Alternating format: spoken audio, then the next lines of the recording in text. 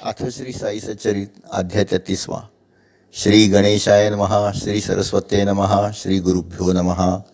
श्री कुलदेवताये नमः. श्री सीतारामचंद्राभ्याम नमः.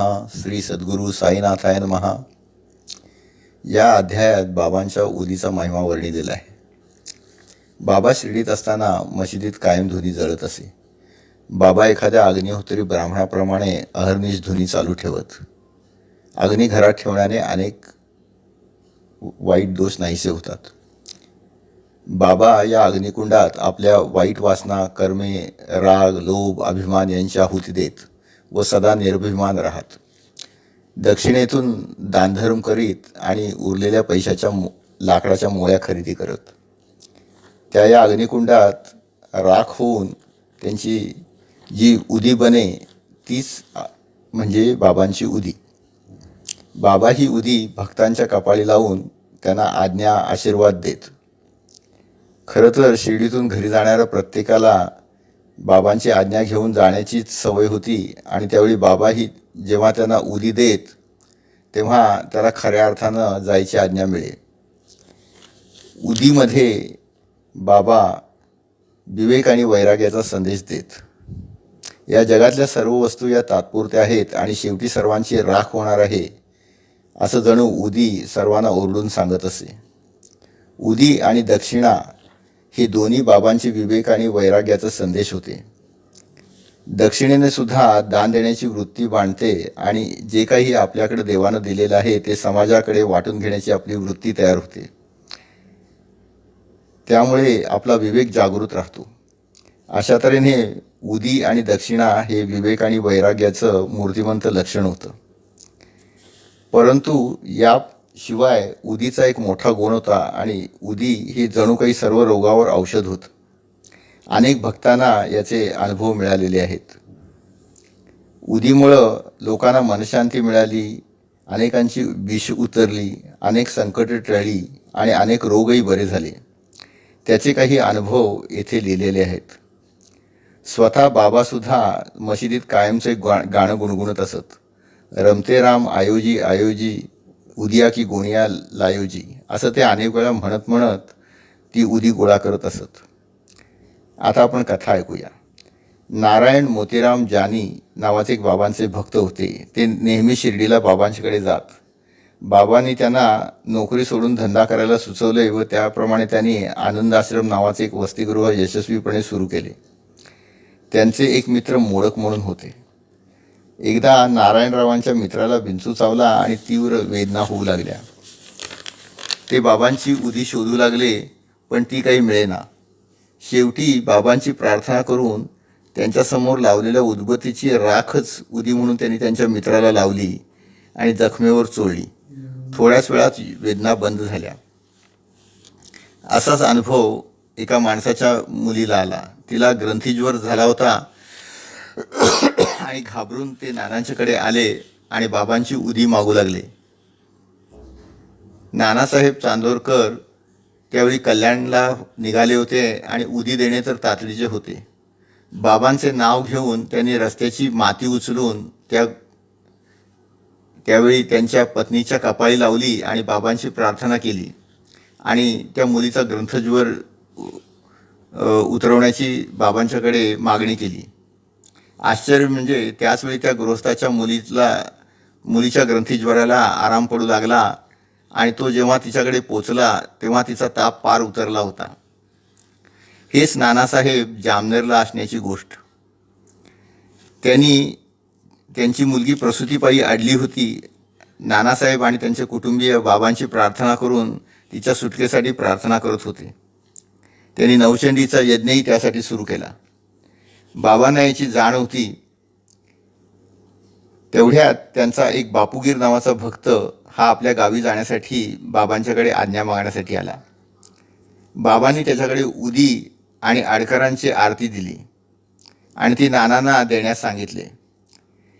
नाना त्यावेळी जामनेरला होते आणि त्यावेळी जामनेरला जळगाव मार्गे जायला लागायचे. बापूगिराकडे तर जायला जे तिकिटाचे पैसे लागत तेवढे पैसेही नव्हते. जे पैसे होते ते जळगावपर्यंतच पुरणार होते. म्हणून त्यांनी बाबांना पैशाची अडचण सांगितली. बाबा म्हणाले की तू जळगावपर्यंत जा, पुढं तुझ्या जाण्याची मी व्यवस्था केलेली आहे. मग बापूगीर त्यांच्यावर विश्वास ठेवून जळगावला गेले. ते स्टेशनमधून बाहेर पडताच एक सुंदर टांगेवाला त्यांच्यासमोर आला आणि त्यांना विचारलं की शिर्डीचे बापूगीर कोण. तेव्हा ते म्हणाले की मीच आहे. मग तो म्हणाला की नानांनी टांगा पाठवलेला आहे, त्यामध्ये बसा. अर्थातच बापूगिरांना खूप आनंद झाला आणि ते बसले. टांगा भरगाव सुटला. रात्री 12ला निघालेला टांगा पहाटे एका ओढ्यापाशी थांबला. टांगेवाल्यानं घोड्याला पाणी प्यायला सोडलं आणि तो बापूगिरांना म्हणाला, चला आपण फराळ करा. बापूगिरांना त्याची जात कुठली आहे हे विचारावं वाटलं. तर तो म्हणाला की अरे मी हिंदू आणि राजपूत आहे आणि फराळही नानांनी दिला आहे, तर तू कसल्याही शंका घेऊ नको, तू फराळ कर. त्याप्रमाणे बापूगिरांनी फराळ केला आणि पुन्हा टांगा जोडून ते सकाळच्या सुमाराला पोचले. रामगीर बाबांना त्यावेळी लघवीची जाणीव झाली आणि ते त्यासाठी तिकडे गेले आणि परत आल्यानंतर मोठं आश्चर्यच झालं.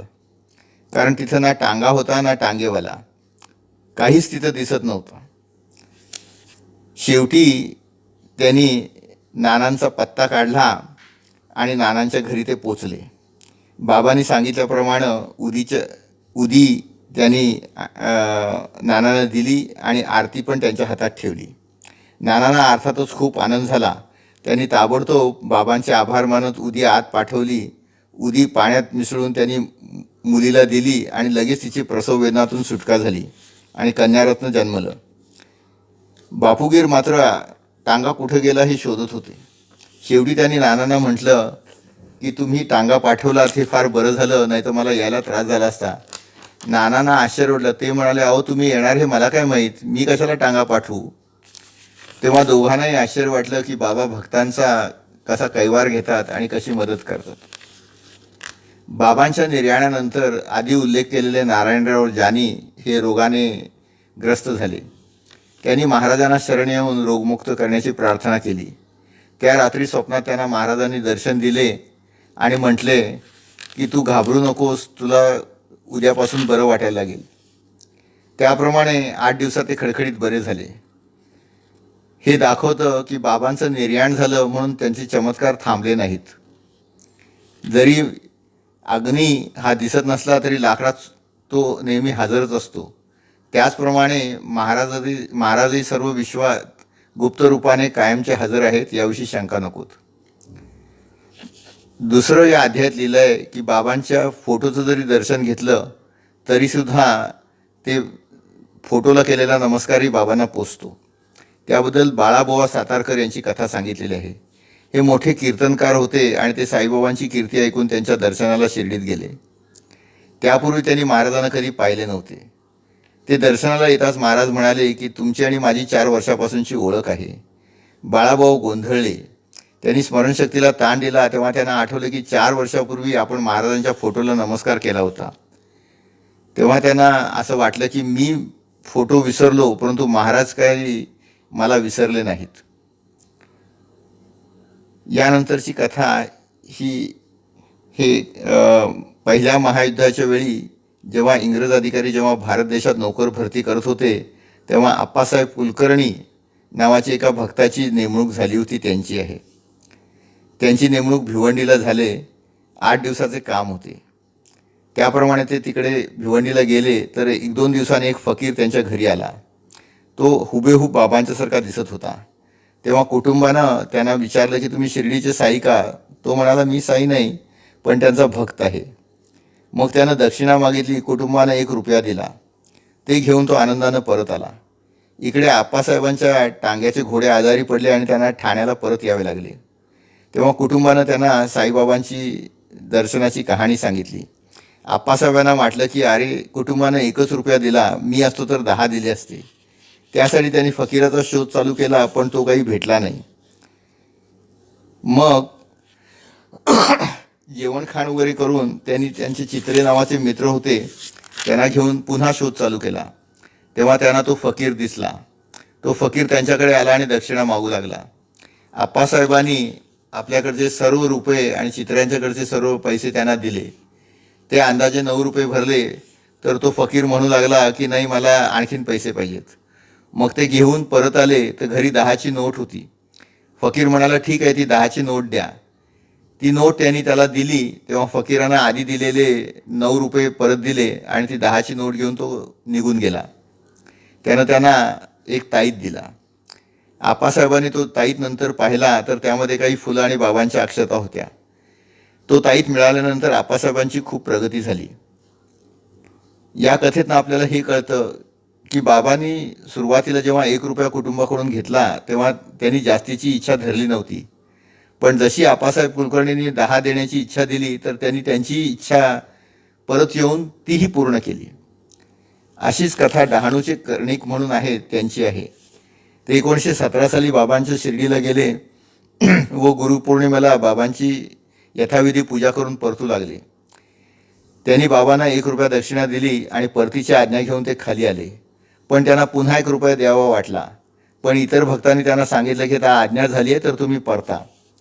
परतताना ते नाशिकला काळ्या रामाच्या मंदिरात गेले. तेथे एक संत नरसिंग महाराज नावाचे संत होते. ते दर्शन घेत असताना पटकन उठले आणि त्यांनी कर्णिकांचा हात धरला आणि माझा रुपया दे म्हणाले. मग कर्णिकाने आनंदाने त्यांना 1 रुपया दिला. अशा तऱ्हेने त्यांची आणखी 1 रुपया देण्याची इच्छा साईंनी नाशिकला पूर्ण करून घेतली. अशा या बाबांच्या कथा. यामध्ये उदीचा महिमा आहे. तसेच बाबांनी ज्या ज्या भक्तांच्या ज्या ज्या दक्षिणा देण्याच्या इच्छा किंवा कुठलीही जी इच्छा होती या कशा पूर्ण केल्या हेही वर्णन केलेलं आहे. उदी हे सर्व देवांचे आणि शंकरांचे भूषण आहे.